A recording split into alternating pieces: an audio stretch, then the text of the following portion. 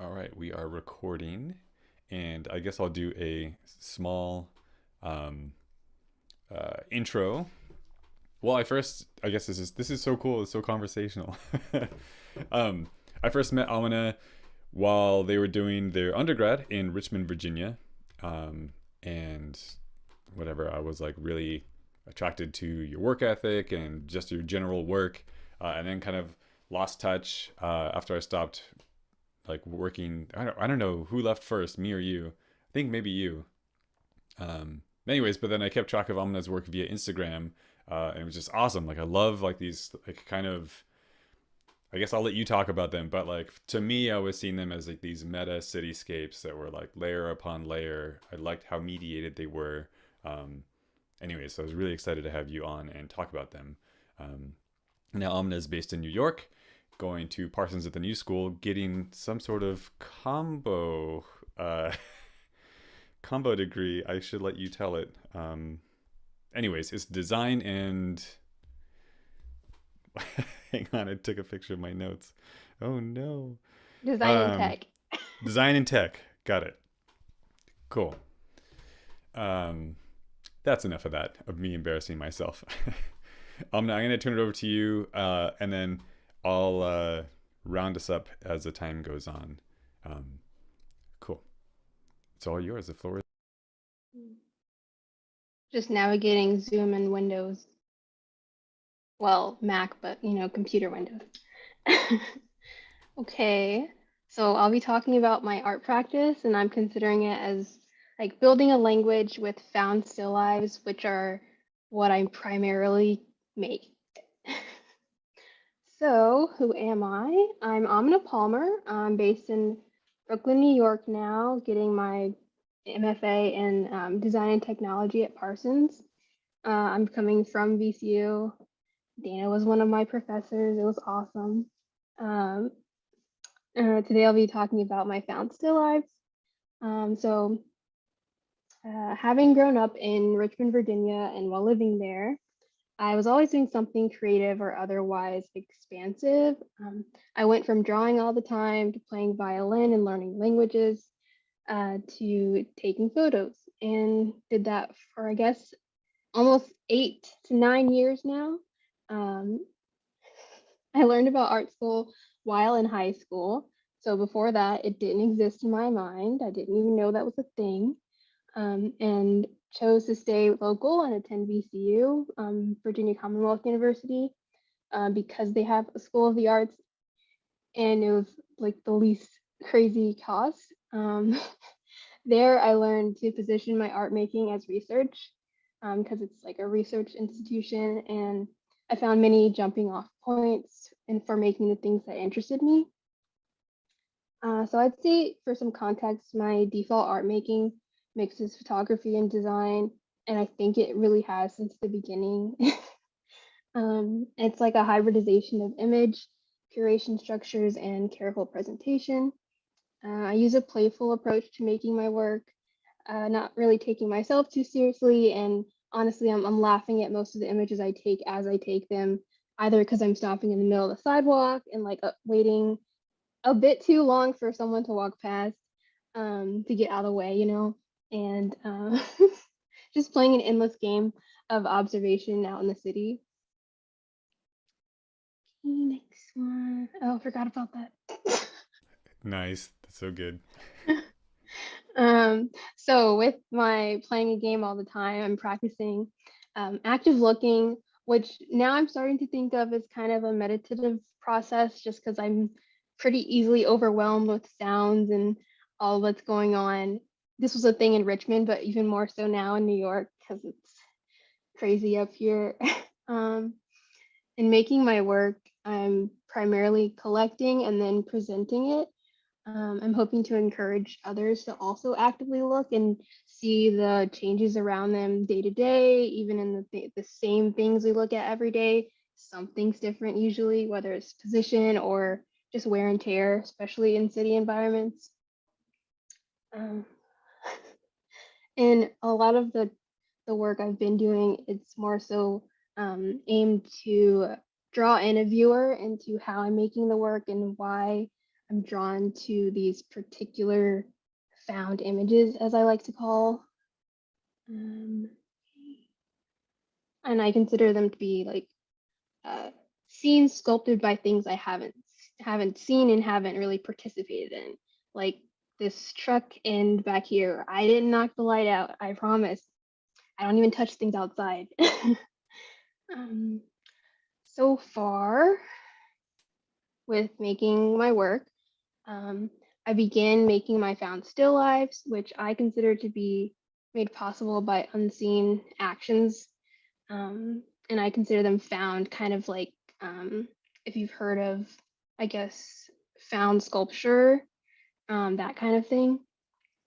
And then with translation, I'm thinking of it as image augmentation, or like changing it from one form to another, kind of like changing or translating in between languages, and thinking about what's lost and gained in these shifts in form. And then the translated still lifes are the photos in the new form of presentation or handling. So far, I've done images to keywords, 2D to 3D, so like the data to 3D prints, image to sound, image as projection screen. Those two are in the same project. And then image as poem is most recent. Okay. Throughout my time in my bachelor's program, I've had work shown in different spaces, which was pretty fun. Not only to make like printed work, and I very quickly went big with a lot of it, but to see it in different spaces was also really rewarding. I tried to apply to not a ton of shows, honestly, but the shows where I felt like my work would fit, and then some where I felt like I could sort of force the fit, either in an artist statement or very loose, latching on to whatever the call, title or theme was. And I also got a lot from pretty much every class critique. I think I only had one bad crit, but that was because it was like a sculpture class in the first year, and then the thing I made just wasn't it. So besides critiques, I feel like I learned a lot from each time I had to install work in a space, or learn like how to print myself or how to mount. Still not very good with cutting straight lines, but I don't do a lot of that now, so it's okay. I have a quick question. Yeah, That cone that's hanging upside down in the bottom right corner, what is that made yeah. of? Oh, it's actually a wind flag.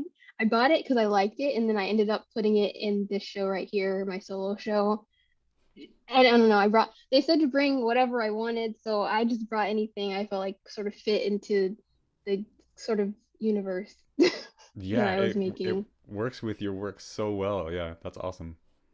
Yeah, I think it fit also because the show title was, from one thing to another, uh, abbreviated as fatata. So yeah, just bringing in, I think most of this was work I'd done all through undergrad. So like only this corner back here was thesis stuff. Um, yeah. So where was I? Oh, okay. Um, I'd say besides critiques and working in group shows mostly, Instagram helped a lot in building like a community of people who were making similar imagery to what I was making. Because I'd say that even in the department, most of us started off shooting like one type of subject, and then other people kind of switched to different things, or evolving what they were looking at. And also like we learned how to add like conceptual thinking to what we were making, which for me was a struggle because I wasn't thinking about why I was drawn to these things, and I got stuck a lot.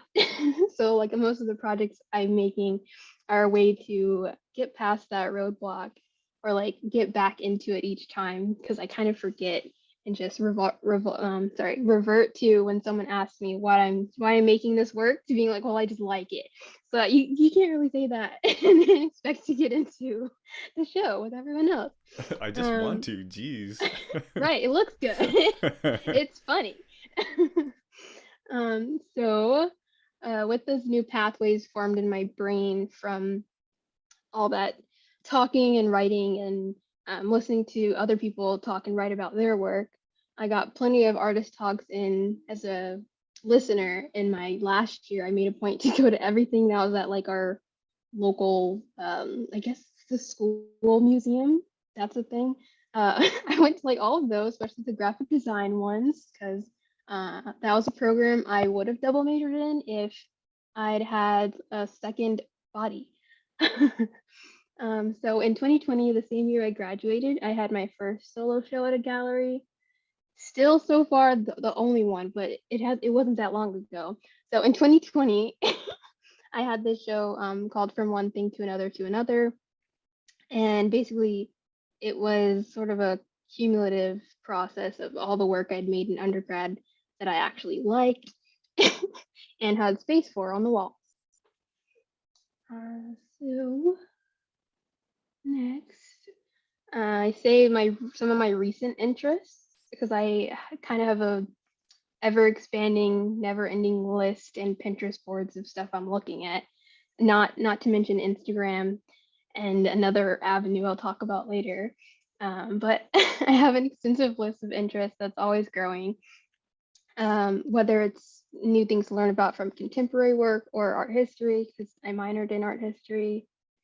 It's an easy one to add, and I didn't hate it. So, primarily in the last few years, I've held on to collecting the in between and play between image and other forms. The first sort of translation I tried was image to keyword, which is evidenced here. This is kind of like my roundabout process for getting to the final work, where I the collecting of the images part comes so easily, but then I started to break down the like describing of the image, and my brain just went to, oh well, I took this at this place and I liked this about it, but I hated talking about the pictures that way because I just don't think about them that way after the fact, or like really ever, unless someone's like, well, why did you take that? If they're like, oh, what's your work? And then you show them and they're like, okay. So from those descriptions, I kind of backtracked a little bit, like halfway into that semester, and just went with keywords of like what I'm seeing when I'm looking at the pictures, or in that moment, even of why I stopped to take it. A lot of the things I'm seeing are, I guess, internal patterns that I have just in my storage locker of a brain, where I'm kind of repeating the imagery that I want to collect and kind of one-upping myself each time, either with skill sets shifting, or even time of year. If it's the same subject, maybe the lighting wasn't so good, because I've definitely had those days like in the winter where everything looks blue and I don't want it to look that way. And I'd rather not do like extensive editing of anything really. So I kind of just wait for the right moment a couple times in a row, a couple weeks in a row, who knows. For this right column, this was obviously a period of obsession with flash photography. So yeah, that's what I was doing then. This was the final installation of this work. I think I had over 100 images for the final roundup. Probably took close to 1,000, where I was using images and keywords in the installation by making sort of a double-sided banner and installing it on this like net you can barely see, but this was the back of this image and the net was behind it. And around the room, I'd installed some of my favorite images, but also ones that fit the space. Like this is a photo of that door with that random burn mark in it, probably from someone doing something in the photo studio they're not supposed to, whether it be, I don't know, holding one of those hot ass lights right next to the door. And then I found this funny to put the exit sign up high where it should be in another room, not in this building. if that'll load instead of clicking away. This was that project. I coded a website because I was taking coding classes, and that stuck with me. So this work kind of played with images all around where you can, I think it was a click to change it, but it was technically an image of text that would replace the original in the slide. And that bottom slider looking thing is actually just a repeated screenshot from my camera roll at that time. I was like, how do I get the look without coding that all tiny and necessary for it to work? But now I know JavaScript, so I could probably figure it out. I don't know if I'll revisit that, but we'll see. Yeah, so that was that project. I also liked that it went from messy to neat. Like here it was messy, it was all my pics, and then at the end, oh, started over. At the end, they're organized. But that last photo.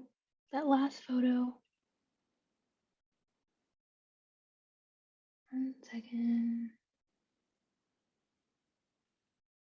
Right there. Yeah, they're organized at the end. I found that interesting.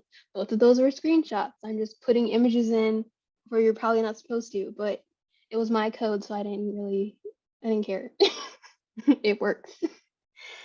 Yeah, so that was that project. I called it Decode because I was thinking of it as the keywords being the sort of key to the images as keywords, but also like decoding it as in like clues and kind of a detective sort of thinking, I guess. Or like if someone wasn't familiar with the place, as I'm assuming my viewer would be, they're not looking at the same things I am in the same way. So some of these things they're definitely passing by, which is part of my process. I think of it as found still lives of the things we pass by every day. Okay, stop.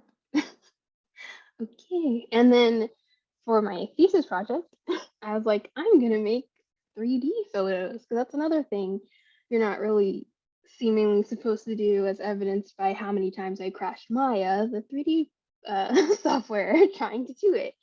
Ended up not using it because Photoshop has a 3D space. I'm not sure if they still do because I heard it was going away, but we'll see if it sticks around. So for this work, it was supposed to be and ended up being the sort of inaugural show that I made for my gallery space called Decode. And this work was by me, but also by just Aamina Palmer, artist, someone else. So I had writings and other parts of the gallery write-ups that were fictional and made by AI input.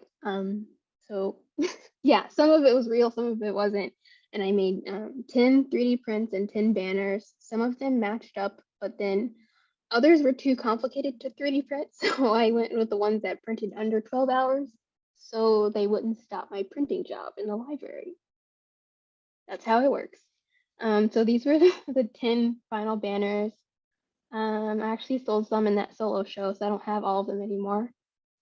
But they were 24 by 36 and they were fabric banners because I was thinking of kind of texture and then also like durability of photo where you wouldn't necessarily have the same with paper. I'd been working with banners for like 2 years before this as well. I hadn't used fabric before though, so these were really fun. And with the gallery space, I had drawn up like a price list, not really intending to sell things at the senior show because we weren't supposed to, but I made it anyway because I made a gallery space. So I also had posters and like a wall decal and show cards that I left all over Richmond, and then COVID canceled everything. So that was a thing. Oh geez, that was okay. Yeah, that's pinpointing it chronologically for me. Yeah. Right. I was like, oh, this was put up in the hallway like the week before spring break, and then everything got closed down, and my work was stuck in Pollock for like 2 months. Jeez Louise. Crazy.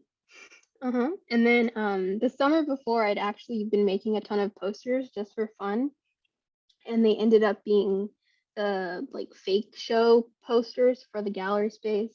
At first, it was just like to fill it in, but then I sort of reused the posters and gave them all context with like show write-ups across the site, so it would feel more real and give more context to the real show of translations, which was the 3D printed work. Yeah, so this was that website. Also hand coded, forgot about that animation as well. But that was like when I was trying to make the gallery in Maya and it kept crashing it. So I didn't end up putting any photos in there because I couldn't even build the building. I don't think that one was a video. Let's go to the website. Can you guys still see my screen? Yeah, Okay. we good. Okay, so this was the website I hand coded while I was taking a coding class and ended up using it as that final project too, because multitasking, and I asked first, it wasn't plagiarism. So my favorite element is this bouncing logo. It's all you need, something. Um, and this links to the sort of showing I have now where it's code call, like works related to the web. Only one person submitted so far, but it's ongoing all year. um, Oh wait, so we could submit to your gallery? Yeah, it's real. Ooh, nice. Let's go, And you Natasha. can find you can find the gallery at decodegallery.com.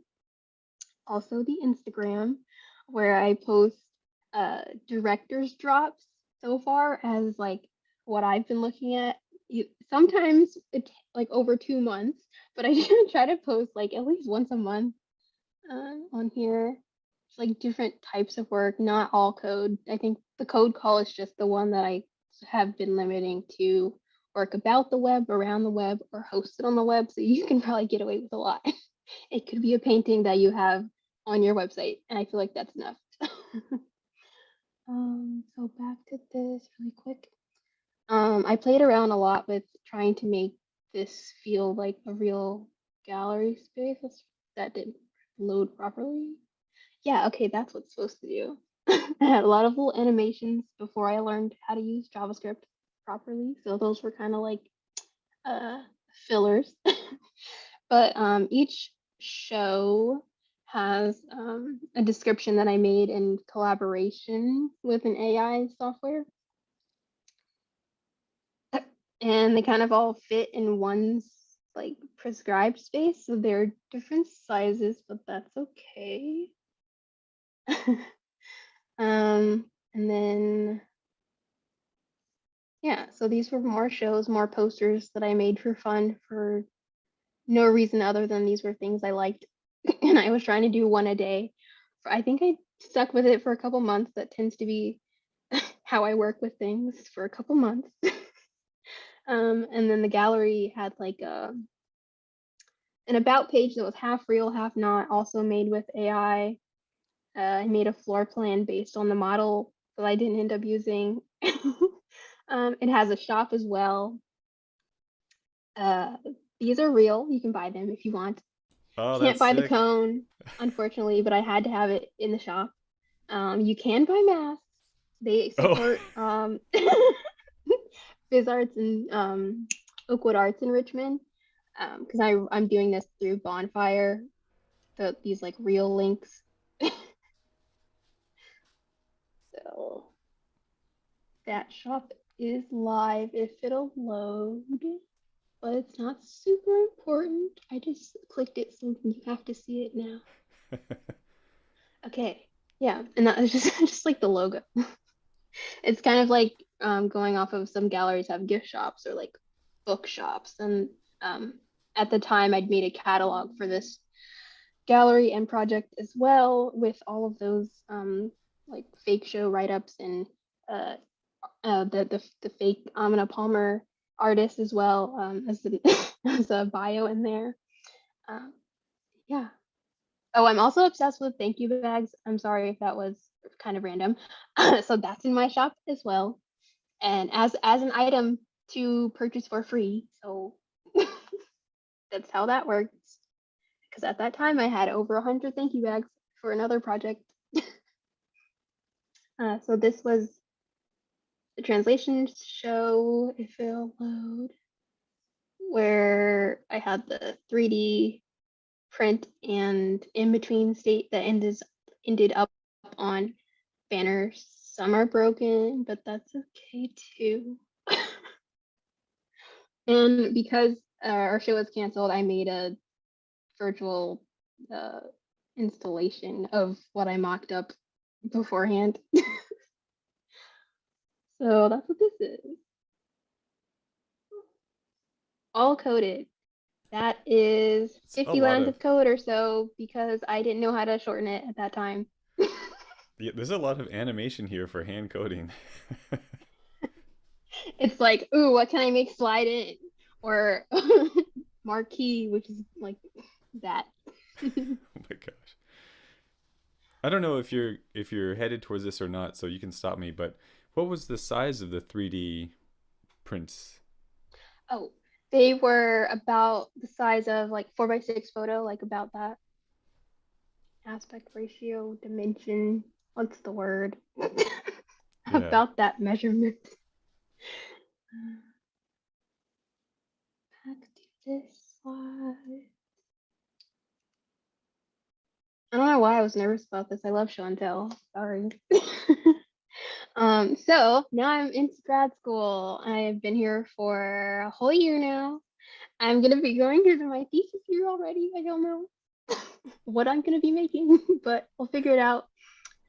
So this project was what I was thinking of as image sound and hearing what an image album of pictures of greats sounds like, and I was calling it like a great album or like because album and sound and music, yeah.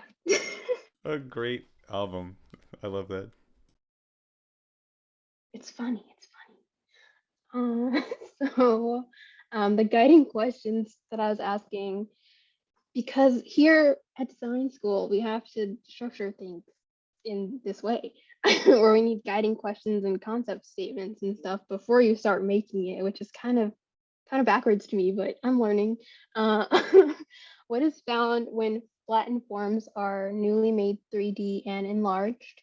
How is viewing the work affected by projection on and through an object? And what sounds do my images make? How will they interact with the imagery?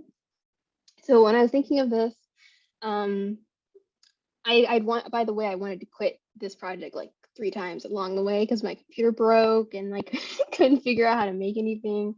But then I remembered when Dana mentioned that you can drop images into Audition. So that's how I got that done. But I didn't end up making a clear photo like I wanted, but I ended up with a foam. One second. I have this.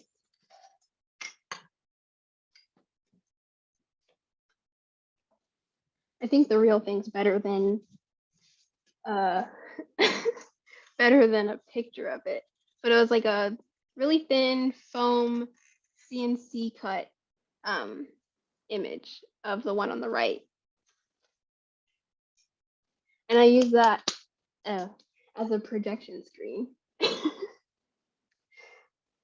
There are holes in it, so I did get the on and through, but I want to make something clear later.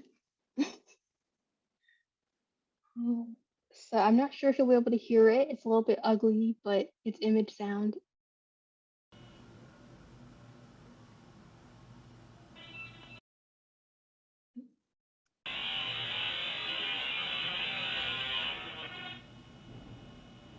Yeah. And the spots of light on the wall are the holes in it.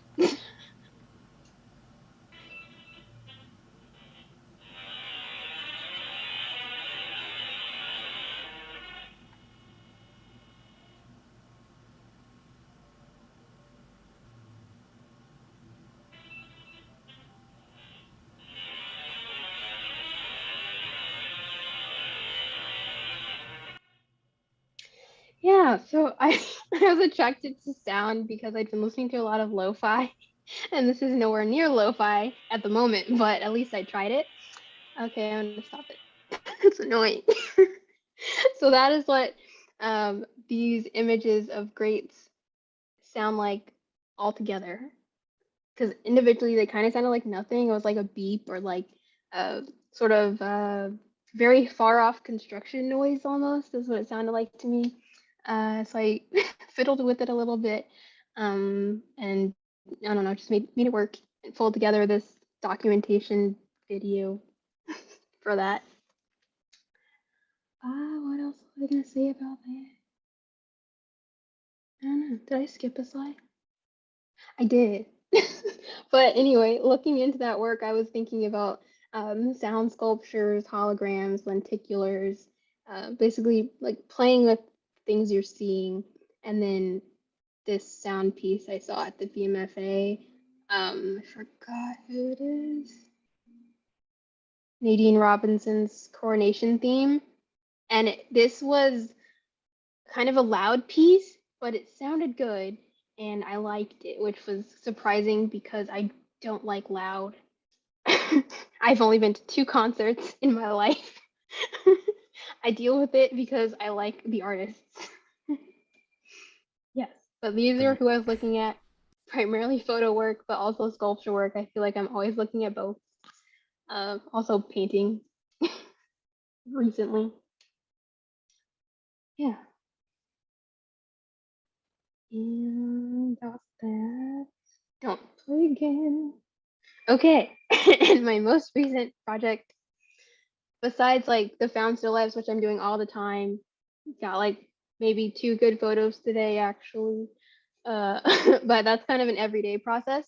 This last project was this past semester, where I was sort of translating images into.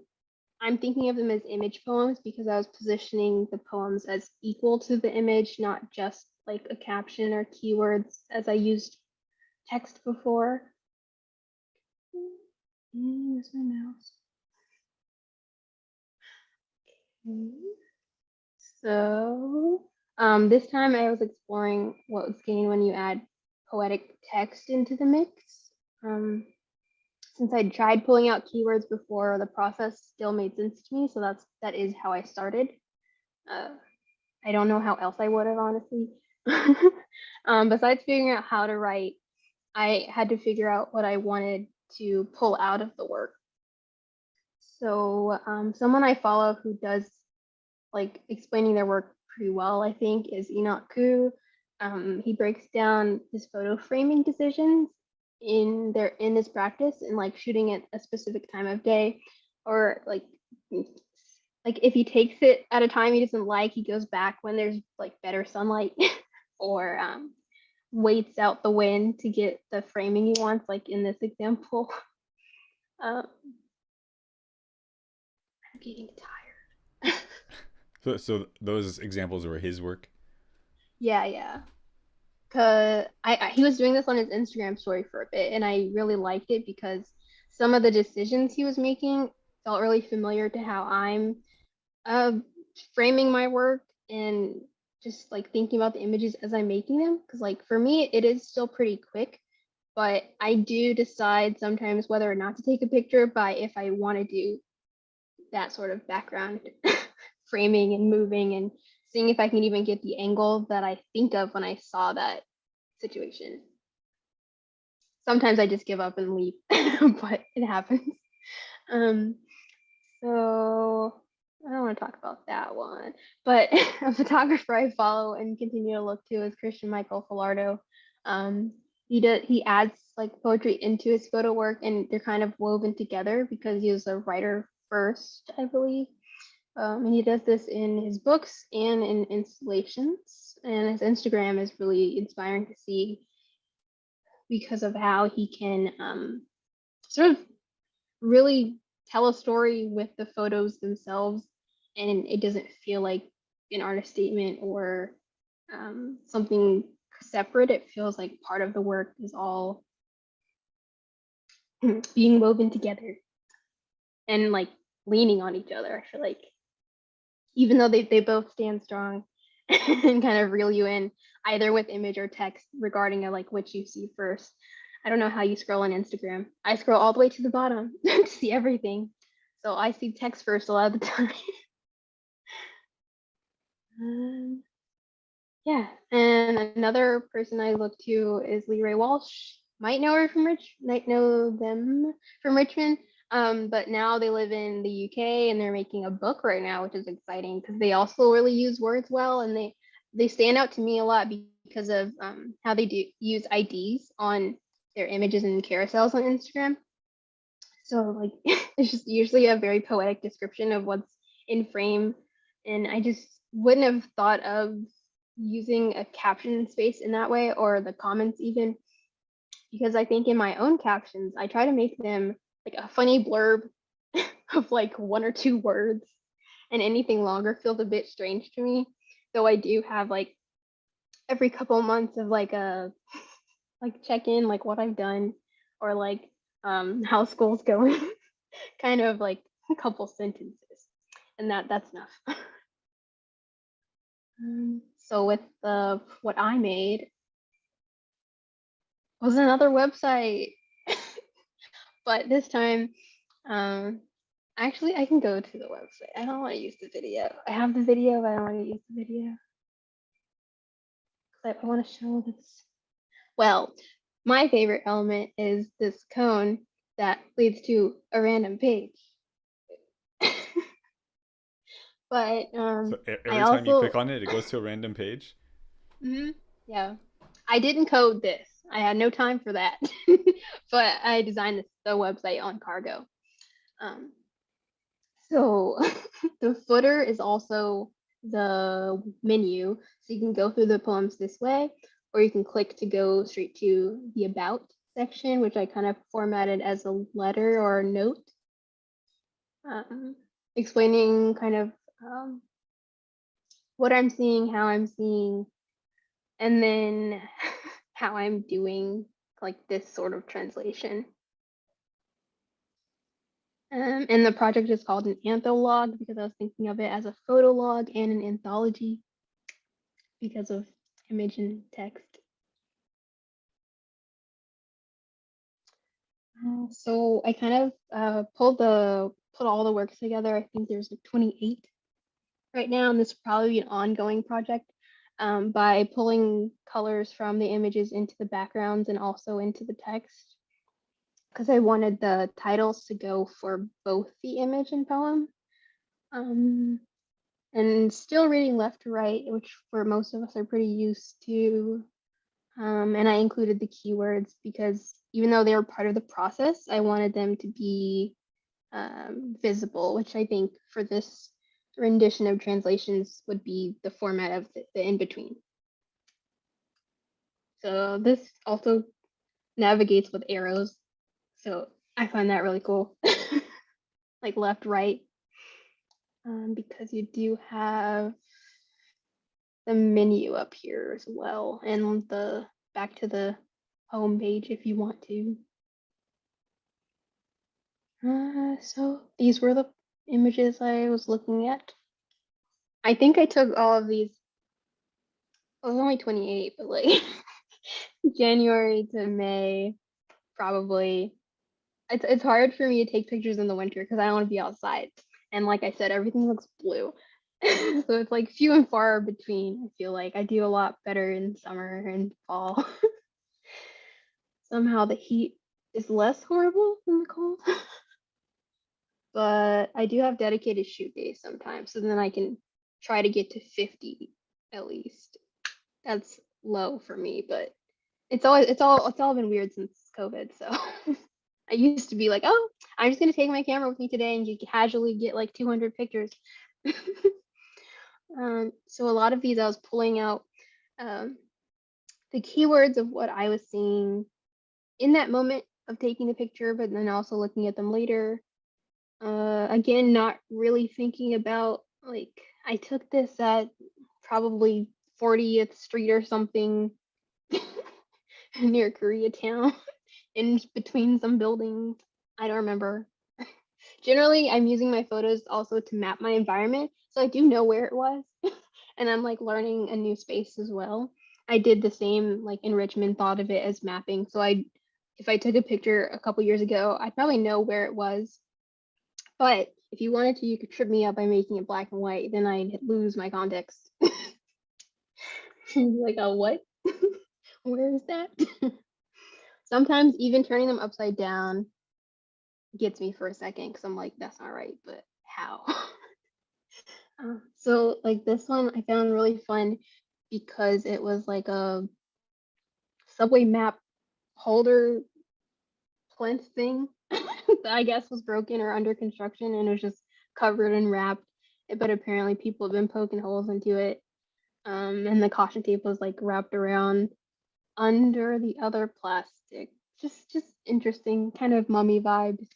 So I said wrapped, encased, sarcophagus, plastic suffocate, object sign obscured, under repair or due to be replaced. Approach slowly and study, unsure.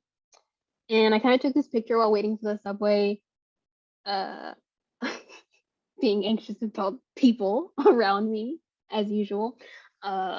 Yeah, just like being like, oh, can I walk this way or not? Do I need to go up the stairs and back down the other side? Like, what's happening?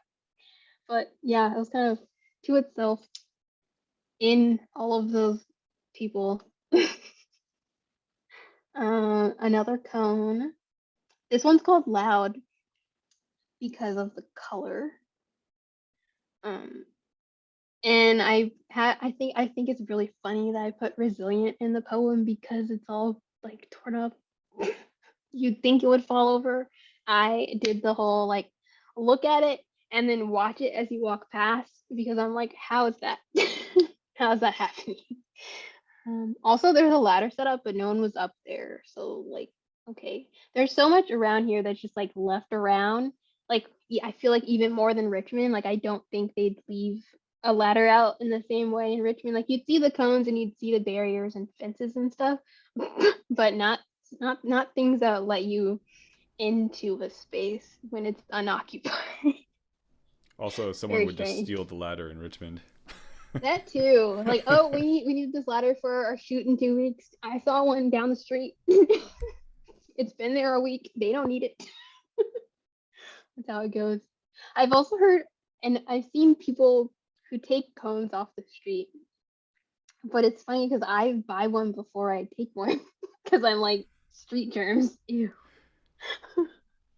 So I'm just gonna be content with having them in my phone. I think I have like where's my phone? Maybe 200 good pictures of cones right now. And oh nope, I have 253, Oh and that god. is my favorites album. I don't keep pictures of people or anything else, just these still lifes, as evidenced by my camera roll. That's all. Yeah. Oh, wait, can you put that back up again? I've been taking picture of the screen every now and then, but this is a super good one. Oh No man. family photos here. Those go in Google Drive. Just content. Oh, very good. I follow somebody on Instagram who specifically posts pictures of cones and tags them hashtag content, and he's been doing it for many years now. That's awesome. Oh, wow, it's amazing. Oh my gosh. And this one was funny because the pipe kind of felt like a person in this context of like being someone holding the flag. I don't know what this flag is for, but probably there's always construction right there, so they do something. But because the pipe was matching the flag, I thought of it as a uniform. Yeah, this is these are just what I think when I see things. Um, Less interesting. I like this one because I think of when I think of A-frames, I obviously see my initial, but also when they're deconstructed, I find it funny because they're just leaning there. I'd like supporting letters. That's funny to me. Oh, and this building that was at least, I don't know, 40, 50 floors had like that like weird big city mesh stuff all the way from the top. strange. But I caught a corner of it and it's like rounded, so I found that really cool too. Yeah. Oh, and it's titled In Case, but like in case, like just in case, but then also like to enclose something separate. Yeah, I don't know. I like wordplay. And then this one, I wrote the poem for it with the letters kind of spaced out in the same way that it's falling apart. I tried to pay attention to a lot more of the photo than just the keywords in writing these. So the writing part took a lot longer than collecting the photo, as the translation seems to do. But yeah, that was my most recent project. And I think that's all I have for this. But I did update my website now. So I have my grad school projects on my work page and I feel very legitimate and adult-like. But I also still have my Instagram post right here too. Yeah. That's good. No, that's all I wanted to do.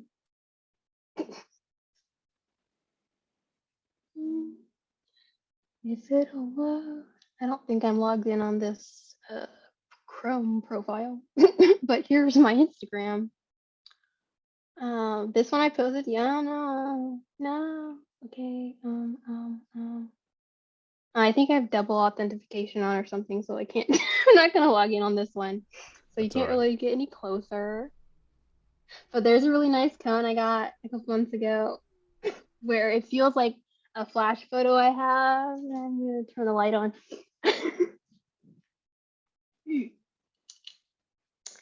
And do this.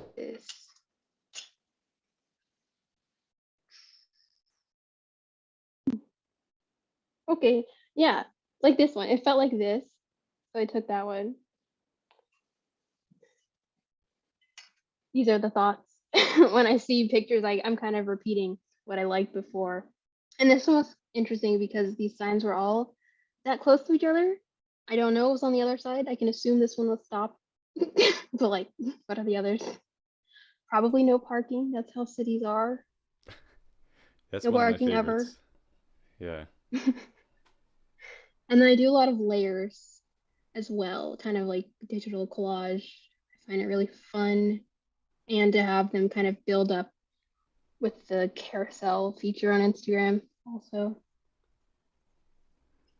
Amina, we're getting close to the end of your time here. I was just sort of personally curious, like as you mentioned, like building up on the photos. Could you just like run through your process on that really fast, like for 10 seconds or something? Like the digital layering or the collage? Oh, okay. Well, because I'm always collecting photos, I tend to hold on to the ones I'm not too sure about for a while, or if I have a really good photo and I don't want to necessarily share it, excuse me, on its own at that time point, I tend to either look back and see what I haven't already shared in some other format, or keep an eye out in like that week or so while I really want to share it, of like how I can play with it a bit, either layering on top of it, under it, or in another sort of carousel post I like to do is kind of a starting frame that has like one or more elements I'm looking at in the frame, and then a landscape one that sort of leads into the next, and they all kind of talk to each other across that space. Is I think that that's collage? also another reason I kind of stick with the white border background thing, just because it helps make the whole page a piece. But Yeah. I'm not necessarily thinking about that. If anything, I'm like, what colors do I need this week? Oh God. Is that collage something that happens like on your phone, like on the go as you go through your daily life, or is that collage something that happens like when you go home and like you sit at your computer or like whatever studio space? Like, I think because I've been doing it so long, I'm so used to doing it on my phone because I started out with photography on my iPod Touch. So I've kind of have processes from that. So I have like Snapseed to do quick edits like curves, and that's about it. Maybe perspective shift if I really mess it up. But or if it's like the grates that I showed, those are easy to have weird perspective if you're not at like the right height or something and you can't crouch because people are coming. Yeah, that kind of stuff. I feel like my process is pretty quick in terms of the sharing aspect, and the collecting is what takes a while, even though I collect a lot at once. I kind of have to sit on my phone for a bit until it has a compliment or fits in the sequence, or I don't know. And if I really want to share it just without any sort of really thought out presentation, I'll just put it in my story. Be like, oh, these are like 5 things I saw today. Aren't they funny? Yeah. I have a million questions, but I don't want to like hog all the time. So I don't know. Natasha, was there anything you wanted to ask Amina before I just take over? I don't know. I guess like I saw that you like you had some pictures of graffiti in like some of your collages, and I guess like um would you ever like consider doing like wordplay with some of the graffiti to add that like connection? Like I don't know, I think you get what I'm Kind of trying like to an say. unsaid collab. Yeah. Yeah, yeah. That's a good question. Sometimes I'll caption the Instagram post with whatever I can decipher, but other times you can't really read what it says. Yeah, that's true. But I guess like um yeah, I don't know. Maybe that's just not so much a question, but an idea of like, have you ever thought to include like maybe parts of letters or like cut it up into like, I don't know, something that's more fitting to what you like thought you saw when you first looked at it? Maybe, Yeah, that's a cool idea. I don't know. I'd probably need to like collect a ton of it and like consciously look for those things, which I happen to do when I am working on specific projects, because I feel like I need this type of image or like that type of image. But sometimes when I'm limiting to one sort of subject, it takes so long in my opinion. But I think working with the graffiti would be pretty cool. But also in a way, sometimes it can feel weird. Like I also try not to post pictures of other people's artwork, or like Yeah, I can see if I like a moment and I see in a museum, like I like a moment in their work, like a corner or something, some weird detail that would be my type of work, but is a detail of theirs, I try not to post it. Just keep that for myself as like yeah. a reference or like a swatch. Yeah, more like a paint chip. If you think about it. I guess yeah, like maybe down the line, like a more intentional collab with a street artist would be interesting, where like the two of y'all like go out together. Yeah, that would be But cool because I feel like I kind of run through the city like living, whereas they like stop and actually like directly involve themselves, which I find a little scary. But that that would be right, cool. yeah. I have kind of like a top down question, I guess, or just something that I've been noticing, and then you like totally drove home with like that comment about like there's no family photos on your phone; those go to Google Drive. Um, New York and Richmond are both like super dense, urban, full of life and people, and like kind of grossly so, like sweaty, rubbing up against bodies, and there's none of that in your work. It's very like, and to hear you talk about it, it's almost like the people are the annoyance, or like you're worried about like getting in their way or something. Like how is what's the role of people? Because city is so huge. Like this is like all about city, but then not about people. Or like how is it about people, or how is it not about people? Well, I think sometimes like the happenings that I'm photographing, I acknowledge that they're obviously caused by people. Like the walls don't build themselves, and like the graffiti doesn't happen on its own. The cones don't put themselves in the street. That kind of stuff. Like all of it is human involvement. For a while, I did try to, like, maybe a semester of undergrad. I tried to do like people as still lives and posing them in like outdoor environments, but I kind of got bored of it again. But I feel like that did add to my practice of like how to direct someone in a space and like involve other people in my work is more than just a viewer or um, like right now I feel like I'm more so uh siren pulling people into making their own format of active looking and whatever they want to notice or like choose to notice. Like we are the people, we're the missing people. Probably. Being like, well, who else is like seeing these changes and like these parallels between cities, because I feel like even across my Instagram or like the pictures I've taken in the last year, like I guess half or so are in Richmond and then half are in New York now. So they all have similar feelings. Even though I feel like it would be a challenge, I could do it in a rural environment, but Oh yeah, that different would pictures be, for sure. yeah, yeah. That It would be just cool. reminds me of like staying with my dad for a summer in Williamsburg where there's nothing. And Yeah, that was also back when I took pictures of dragonflies. So that was the thing. Still details, but a bug. right. Yeah, yeah. I was doing a lot of bugs then. I made like a macro lens out of a disposable camera. That's kind of also how I was started in photography. Like I wanted a lens for my iPod Touch without buying like those, I guess, Momento lenses. They make like phone wide angle or something. I think they Yeah, still yeah. do. They're like $40. And what middle schooler has $40 for that? Um, Yeah. Natasha, did you have any other questions? I'm gonna keep on going. No, not right now. If I think of one, I'll chime in though.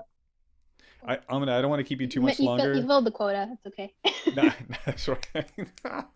um, you talked earlier about your collab with AI, or like AI helped, Mm. when it was like the Decode Gallery stuff. Like now I'm well, so this is I guess a two-part question.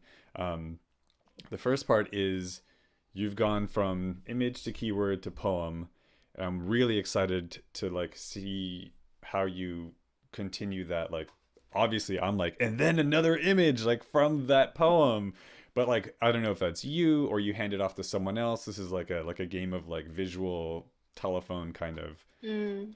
But then I'm super excited with this like text to image AI technology like Dolly and like Google has their own.